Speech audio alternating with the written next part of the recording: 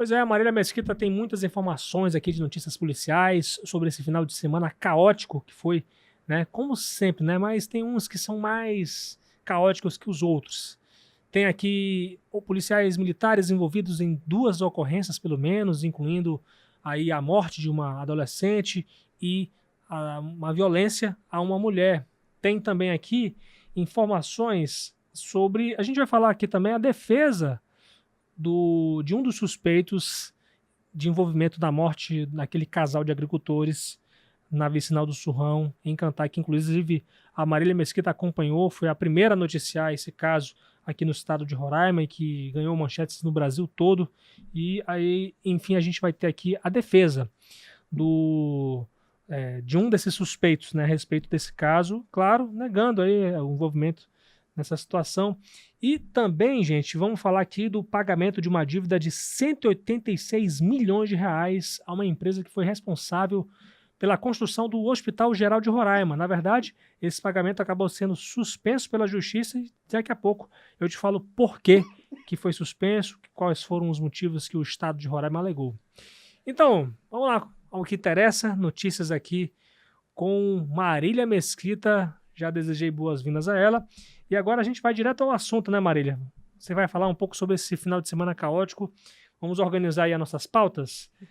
Falar um pouco do balancete desse final de semana. O que você conseguiu aí de juntar de quantas informações de mortes, acidentes, enfim, pra gente. Mais uma segunda-feira participando aqui do Papo de Redação para fazer esse balanço do final de semana e mais uma vez nós tivemos um final de semana com óbito, foram registrados aí 2 óbitos, um por acidente de trânsito e uma adolescente de 17 anos que foi encontrada morta, e esses casos aconteceram no interior do estado. Tivemos também violência doméstica, que é um crime que sempre estampa as páginas do nosso site na segunda-feira. É verdade. Então, esse final de semana aí, mais uma vez, um final de semana caótico e registrado 2 óbitos. Infelizmente. Vamos começar por um deles. O primeiro deles que chocou a sociedade roraimense.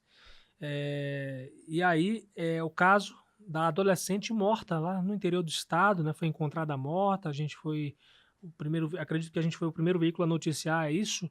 A gente está acompanhando esse caso.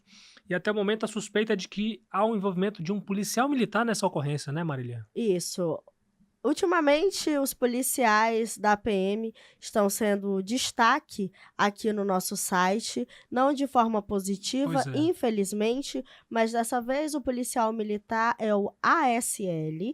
Ele é suspeito na participação da morte da Débora dos Santos Bezerra, de 17 anos.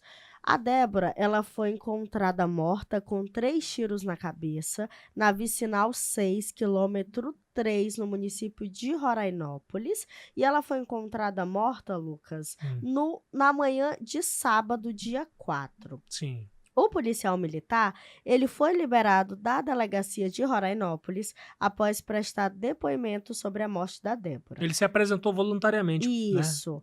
A Polícia Militar informou para a Folha o seguinte, que após o policial ter conhecimento que o seu nome estava aparecendo em grupos de WhatsApp, tomou a iniciativa de se apresentar espontaneamente à autoridade policial, colocando sua arma e o telefone celular para a perícia. Ele prestou esclarecimentos na delegacia, sendo colhido o depoimento e em seguida ele foi liberado. O trecho da nota da polícia diz o seguinte: Polícia Militar aguarda o avanço das investigações e acionará a Corregedoria para acompanhar o caso.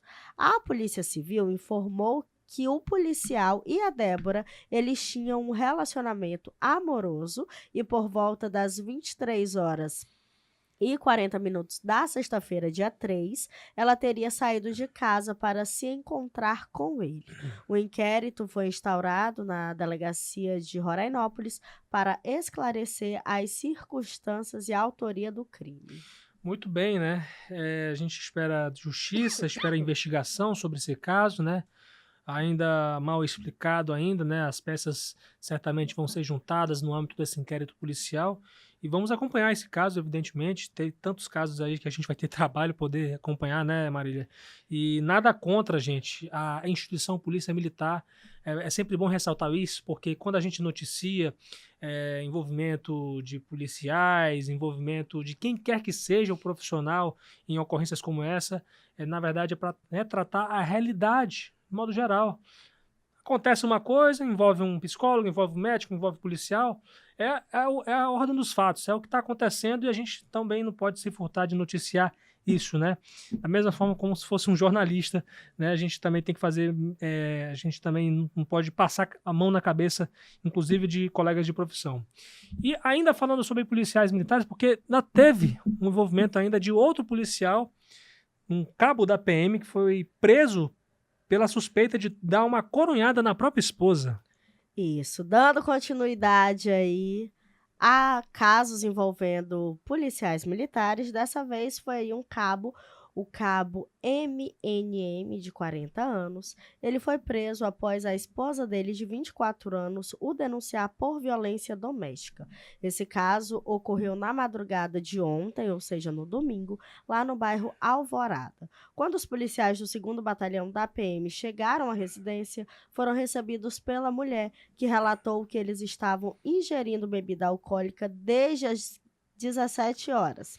Em certo momento, iniciaram uma discussão motivada por ciúmes por parte dela. Uhum. Ele ficou bastante alterado e mandou a vítima ir embora da residência.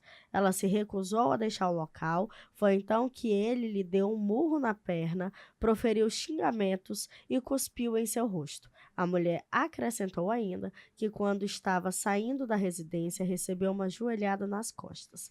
Ela pediu para o companheiro se acalmar e disse que seu celular estava descarregado e não teria como pedir um Uber. Ele solicitou um carro de aplicativo, mas a mulher disse que não tinha nenhum veículo na frente da residência. Na sequência, o policial ficou revoltado e mais agressivo, pois o filho menor havia acordado com o barulho da confusão.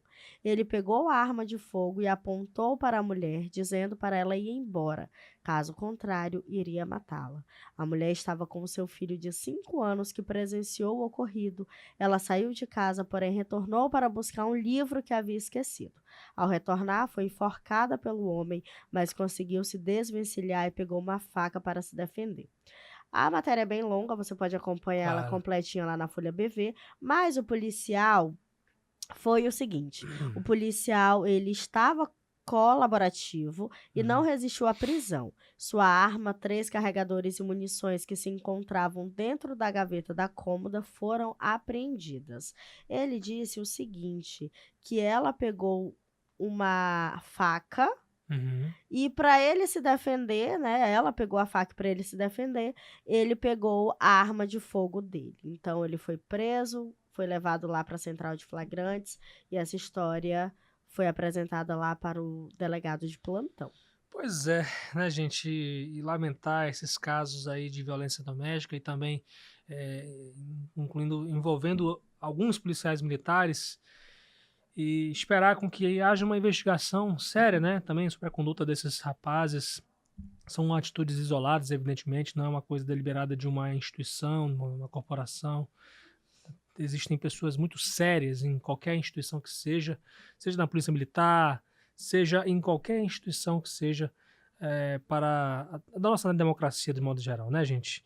E esperávamos acompanhar também o transcorrer desse caso, mas também teve notícias aqui de acidentes de trânsito, incluindo fatais, né, Marília? Incluindo aí esse rapaz que morreu ao ser atingido por uma picape de um motorista embriagado na rodovia federal BR-432. Isso, mais uma vez aí a imprudência e a irresponsabilidade vitimando uma pessoa, e dessa vez a vítima foi o Antônio Rodrigues Souza, de 38 anos, que ele morreu ao ter o carro atingido por uma caminhonete conduzida por motorista embriagado no quilômetro 12 da BR-432, lá no município de Caracaraí, e esse acidente aconteceu na noite de sábado.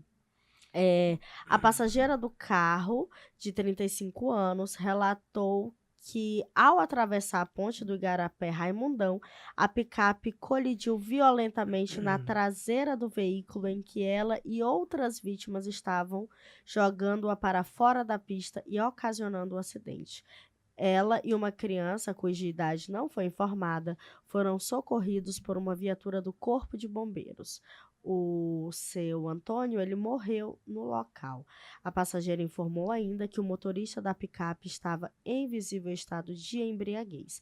Após o acidente, ele saiu do local sem prestar socorro às vítimas. Com a chegada da PRF, a ocorrência foi repassada para a mencionada corporação, tendo em vista a jurisdição da BR-432. Poxa, gente, é lamentável, né? Um caso como esse, ainda mais um motorista embriagado, né? Que não assume seus BOs, as suas responsabilidades. E esperar com que haja justiça nesse caso, né? Haja investigação. E esse rapaz ainda não foi encontrado, até o momento a gente não tem notícia ainda, A informação que a gente né? tem é que ele ainda não foi localizado. Lamentável isso, né? Teve também um outro acidente que você queria destacar também, né, Marília?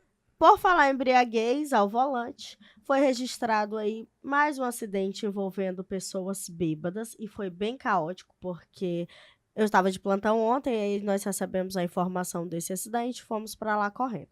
Quando nós chegamos lá, encontramos 3 homens, eram 4 pessoas, 3 homens e uma mulher, Sim. com sinais de embriaguez. Os 3 homens, eles foram presos após uma colisão entre um veículo Corolla de cor preto e um Pajero de cor vinho. E esse acidente aconteceu no cruzamento das avenidas Surumu com Villeroy, lá no bairro São Vicente, na tarde de ontem, no domingo. De acordo com as informações obtidas pela gente lá no local, o veículo Pajero ele seguia na Avenida Villeroy, sentido bairro Centro, quando o Corolla, que seguia na Avenida Surumu, teria invadido a preferencial e causado o acidente. Quando nós chegamos, nós flagramos o momento Sim. em que um dos homens ele estava bastante alterado. Ele desacatou os policiais militares que estavam lá atendendo essa ocorrência e eles tiveram que ser algemados e contidos.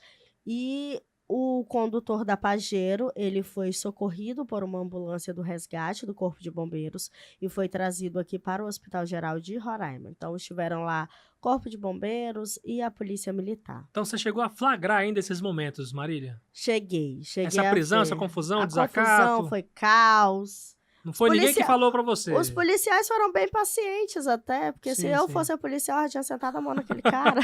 Desculpa, não pode falar essas coisas. Mas Pode assim, ser. ele tava em visível estado, os 4, na verdade, né? Porque eram Sim. 3 homens e uma mulher.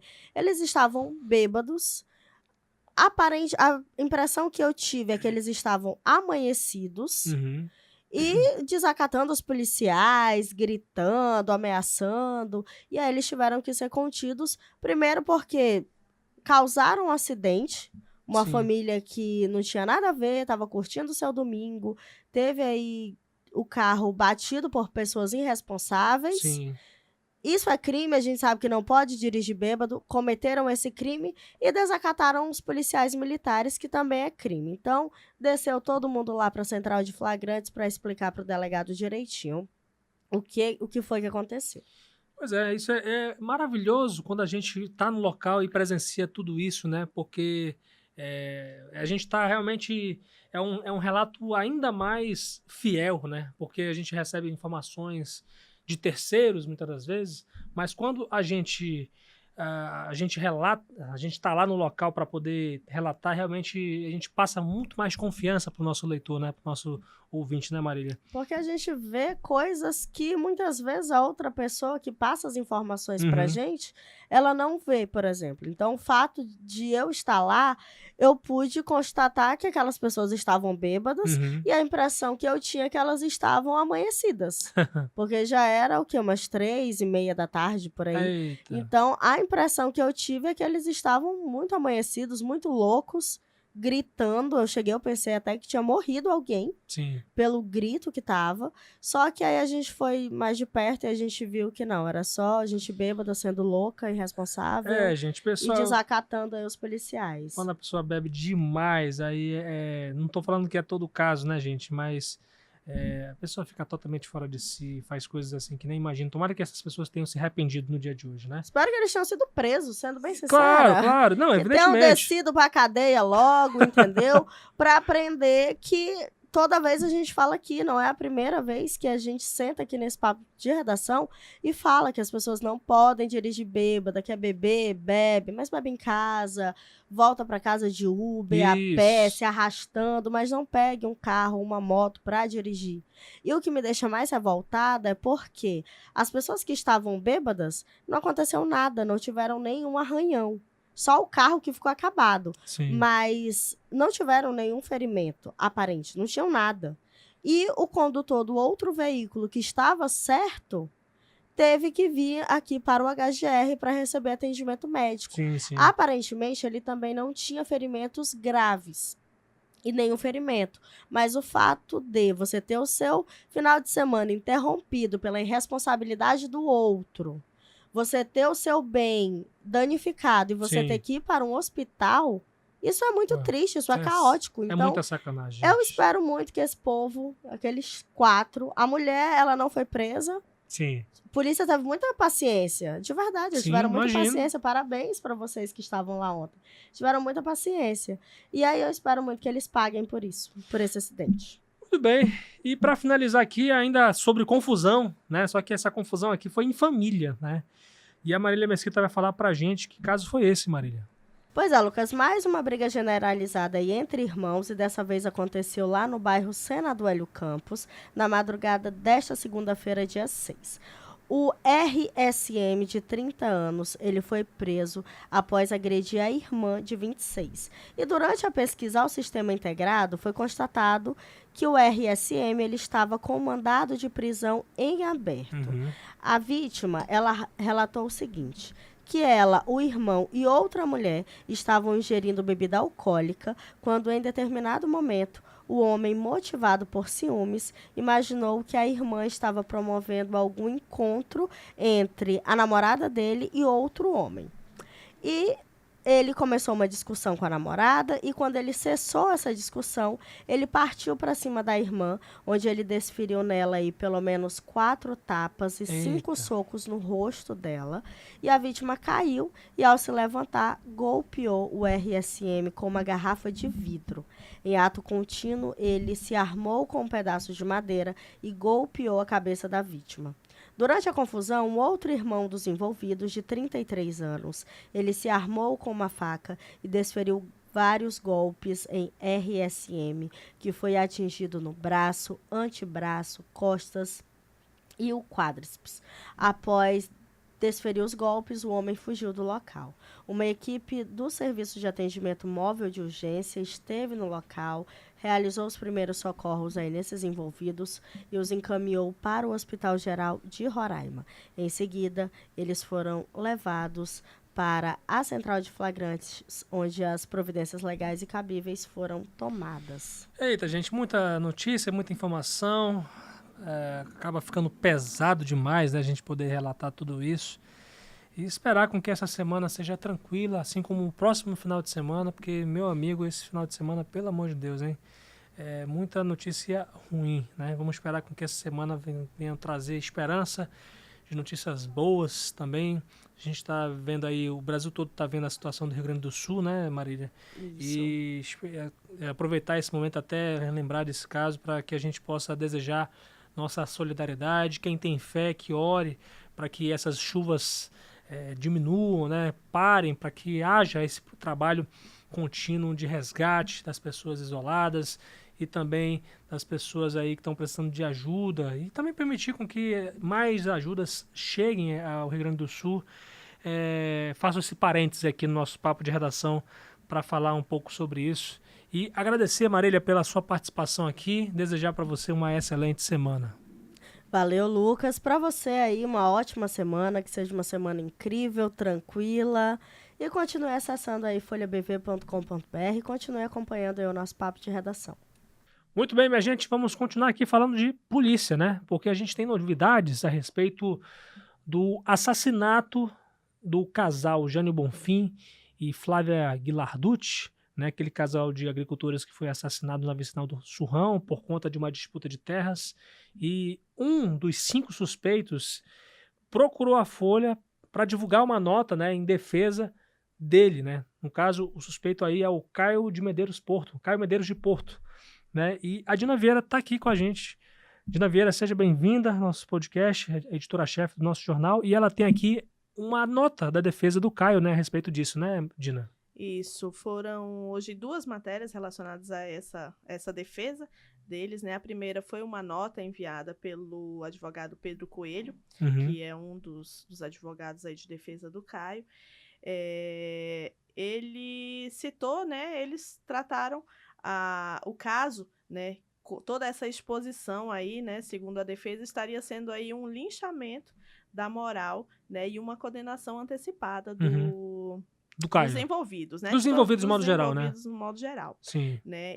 O Pedro Coelho, na nota, também criticou aí o vazamento de dados do inquérito, como áudio gravado, né? Foi gravado pelas vítimas, sim. revelando aí o momento dos assassinatos.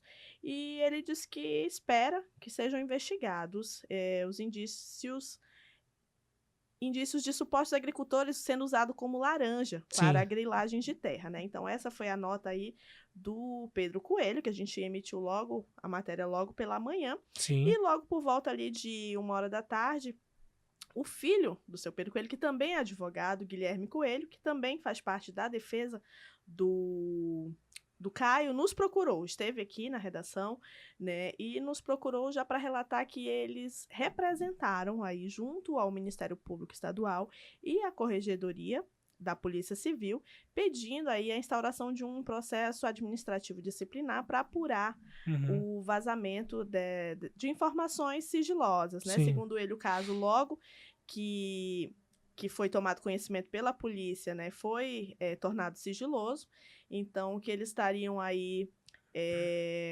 cometendo um crime, né, de vazar as informações. Então eles estão pedindo essa apuração, porque segundo eles isso seria uma manipulação da opinião pública, seria uma forma de, até uma palavra que ele usa no requerimento, de satanização aí dos envolvidos, né? Então ele disse, inclusive, ele me revelou que o Caio ainda não está com mandado de prisão expedido, né? Ele está como investigado no caso, né? Houve um pedido de prisão, mas ainda não foi apreciado pela justiça, ainda não tem nenhum resultado. Então, essas foram as informações que ele passou, né? Então, já entramos em contato com a Polícia Civil, aguardamos aí a resposta para saber sobre essa denúncia, né? Sobre essa denúncia aí do advogado do vazamento das informações, né? A gente vem divulgando, né? Que nem eu expliquei para ele, inclusive, nós conversando. Eu falei que a gente divulga, a gente recebe as informações, a gente não pode segurar as informações. Então, a gente divulga, né? Mas aí ele entende que realmente o erro está em quem vazou. Em quem vazou as informações e que eles vão buscar aí a apuração disso. Certo, aí o posicionamento aí do Pedro Coelho e do Guilherme Coelho, né? Isso. Que são, só para deixar claro, essas pessoas elas estão defendendo apenas um dos suspeitos? Apenas um. Eles são advogados do Caio Medeiros Porto, né? Caio de Medeiros Porto. Tá certo, então. Então tá feito aí o posicionamento, né? A defesa aí apresentando uma denúncia para poder investigar o vazamento dessas informações sigilosas, né? E vale ressaltar, né, gente? Essa questão de sigilo se trata aí uma responsabilidade das pessoas que são partes, né, que estão envolvidas, né, autoridades, advogados, juízes, enfim. E quando cai aqui, a gente não tem muita responsabilidade a respeito disso, né? Vale ressaltar isso.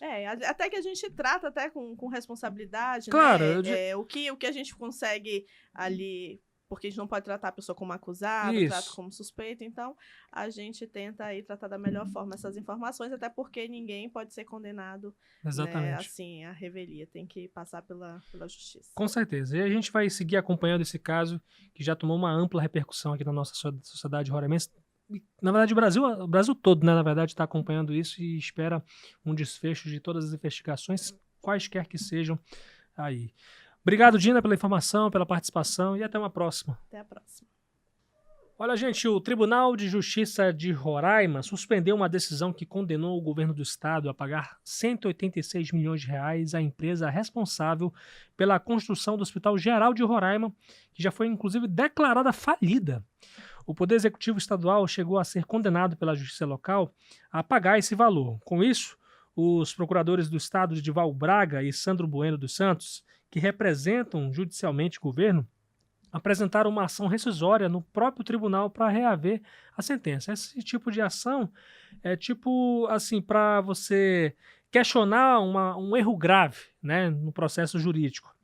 Edival Braga disse que buscou sustentar que é a União quem deveria responder por essa dívida.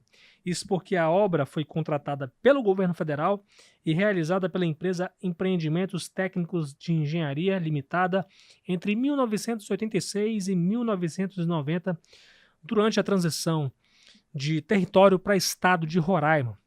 O procurador do estado explicou que todos os atos relacionados ao processo de contratação foram realizados quando Roraima não era ente da Federação Brasileira, que seus servidores pertenciam ao quadro da União, que, portanto, o Estado só responderia pelos próprios atos não a partir de 5 de outubro de 1988, que é a data da criação de Roraima, né, como Estado, mas sim de 1º de janeiro de 1991, que é a data da posse do primeiro governador da história do Estado, que foi, na verdade, Otomar de Souza Pinto. A Procuradoria-Geral do Estado também acionou o Supremo Tribunal Federal com o mesmo argumento.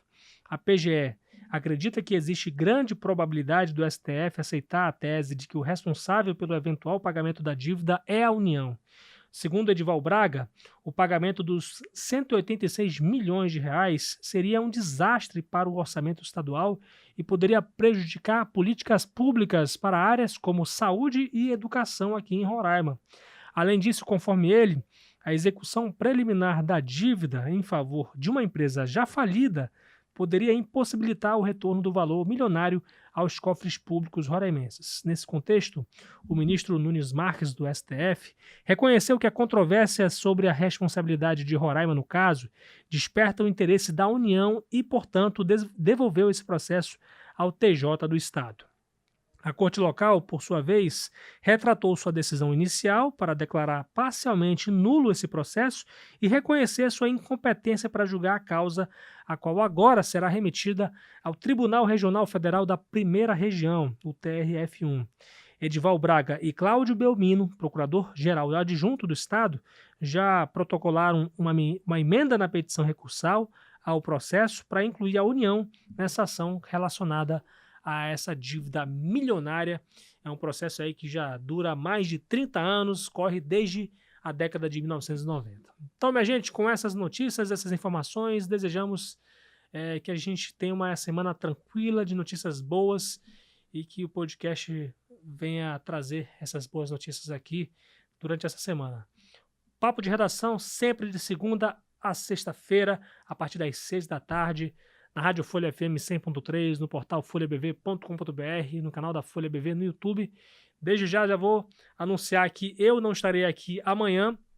Acredito que Dina Vieira estará aqui me substituindo no podcast Papo de Redação, porque amanhã eu vou estar na cobertura de São Raimundo e Progresso, válido pelo Campeonato Roraimense, pelo segundo turno do Campeonato Roraimense de Futebol. Então, desde já, convidar vocês a acompanhar a cobertura da Folha FM com imagens e com áudio a partir das 7 da noite no nosso canal da Folha BV no YouTube e também aqui na Rádio Folha FM 100.3, São Raimundo e Progresso, amanhã às 7 da noite, gente.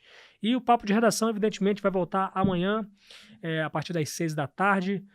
E hoje tivemos os trabalhos técnicos de Fabiano Lopes, Rio Ferreira, John Hudson e Aduan Figueiredo. Eu sou o Lucas Luquezzi e te convido a seguir as nossas redes sociais no Instagram, no Facebook e no X.